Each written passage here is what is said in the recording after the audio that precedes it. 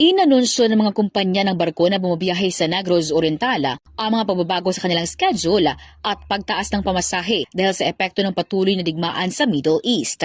Ayon kay Dante Oymachawa, may-ari ng Maayos Shipping Lines na inaasahang mababago ang mga pamasahe sunod na linggo depende sa paggalaw ng presyo ng langis sa buong daigdig. Tiniyak din niya na wala mga pagbabago sa kasalukuyang schedule at sikapin ng kumpanya na panatili ang mahusay na serbisyo sa gitna ng krisis. Nag-operate ang Maayos Shipping ng mga roll-on roll-off na barko na nagdurugtong sa Negros Oriental sa Cebu, Larena at Siquijor. Samantala, inanunsyo ng OceanJet ang pagkansela ng ilan sa mga biyahe nito simula noong nakaraang Lunes hanggang Marso 20 bilang isang hakbang sa pagtitipid dahil sa umano'y krisis sa gasolina. Balita gikan sa K5 News FM Dumaguete. Kini si K5 Rufa de Vero para sa Kampiyon nga Balita sa Serbisyo Publiko Halingawan sa Negros. K5 News FM. K5 News FM. News FM.